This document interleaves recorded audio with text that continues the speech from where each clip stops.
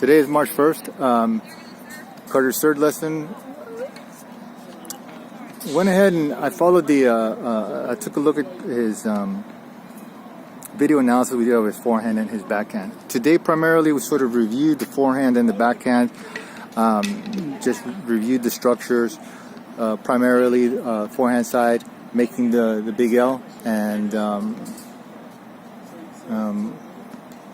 holding it up longer. So go to the big L position. All right.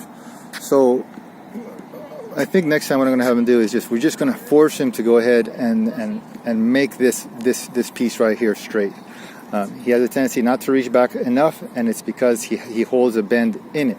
That bend is not really a problem, but the problem is when he does the bend, right? It's very shallow the way he comes out, and there's a loss of potential power. So we're going to go ahead and make it really long first, get him to start getting the feel for that, and then we'll see if we end up putting a more of a bend in the elbow, if we do at all. All right, because he has plenty of spin without having to without thinking about making spin.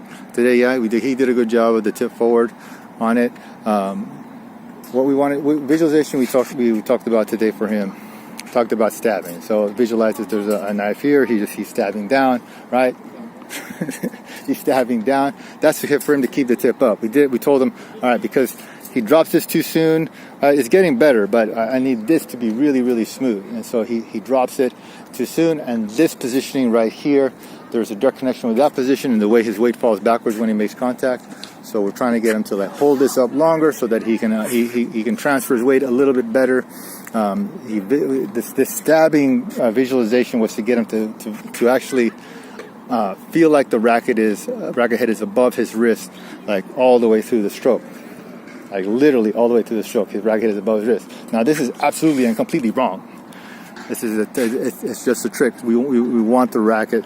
We want to stop this way too early, right? And when he does do it, it looks better. It looks like he has it in a little bit better position. Once we can get it in that better position, then we're going to work on wrist flex, his wrist lag, a little more wrist lag, and then actively work on trying to get him to do spin, which he already does pretty good. Backhand side, what happens is he doesn't turn in ready position. We need to emphasize more high five next time on his backhand, elbow past the belly button. He changes elevation. He did it really good at a slow speed. We increased his speed, and he ended up not too bad though. The hands going up when he took it back. Go ahead, show me what I mean. I reach back.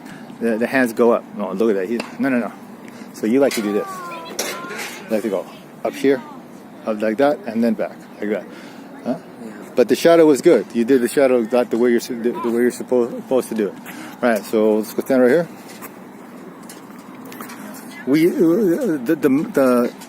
The other pretty much main thing we worked on with him is his mental awareness of speed, of how fast he moves himself.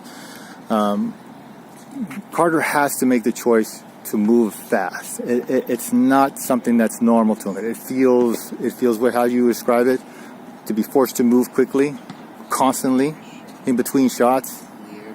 It feels different because that's not normal for him. That weird feeling is not normal, and it's as simple as everything in his in between. His in between is just slow.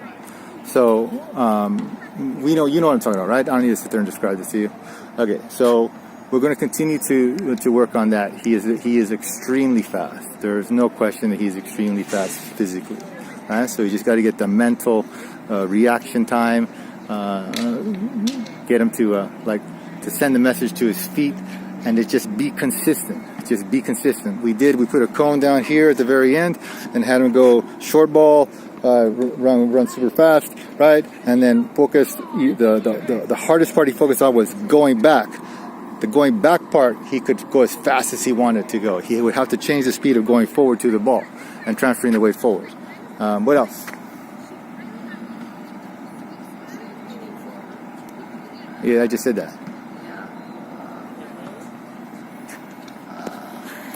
And right after I'm done with the follow through, I have to look at you or at the ball. Well, after he hits, that's one part of like just getting a little bit faster is when he hits the ball is immediately look for the ball, the next ball, whether it's in my hand or down the road, whether when I'm feeding or when he's playing live ball. He hits the ball, he immediately is always tracking the ball so that he knows when to react, so that he has a good lift to the right, he has a good unit turn on both sides. All right, so we also worked on moving fast to short balls and then changing the speed of his racket, slowing that down. So he has to also learn how to move at two different speeds. His body at one speed, his racket, his arms at a different speed. Be able to control those two different speeds and not be someone who just like learns to run super fast at a ball, but then only hits the ball hard because he's already in that like hyper speed, sort of mindset. Like, and that's the problem a lot of players will have is that they'll run super fast, right? And then immediately, what follows it is hitting the ball, crushing the ball super hard, right? When they don't need to. Okay, so I think that's it. Yeah. All right. So next time I think we'll take a look at the serve a little bit and maybe do a little bit of spin. Okay. All right.